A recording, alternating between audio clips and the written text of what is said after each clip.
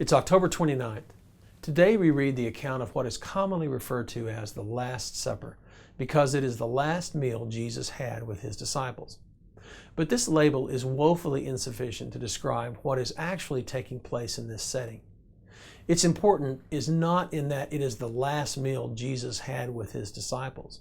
Its significance is in its context, both the setting and in what is said at the meal. This meal is the setting of the Passover seder, which Jews had been commanded by God to observe for 1400 years. Remember, it signified the angel of death passing over the Jewish homes back in Egypt on the night of the Exodus. There was much detail and ceremony involved in the meal, even to the point of being scripted. Everyone in the room knew the script and details by heart because they had observed this meal each year with their families since they were children. This is the third Passover meal Jesus has taken with his disciples. At the Passover Seder, each element of the meal had significance, and for 1400 years the core elements of the Seder ceremony had been recited.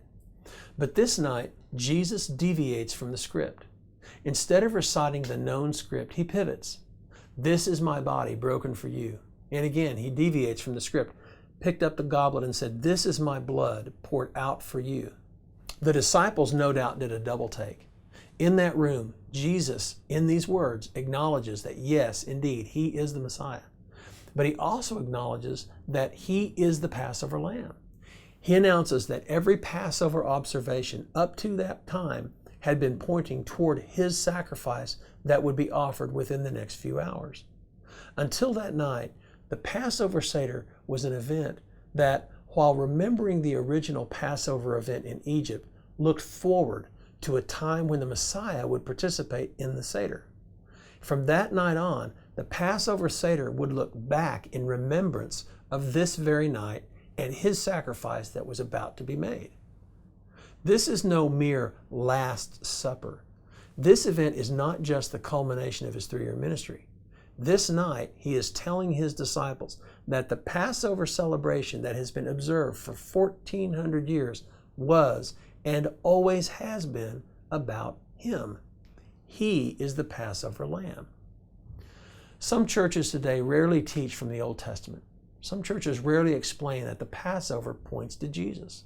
But the truth is that virtually the entirety of the Old Testament, the covenants with Adam, Noah, Abraham, David, the symbolism of the tabernacle and the temple, and the writings of all the prophets, all point to Jesus. In the Old Testament passages are found greater depth and texture about God's intentions and dealings with mankind than could be explored in a lifetime. Followers of Jesus have been given a treasure in the Old Testament scriptures. It cannot be neglected. Here's today's application.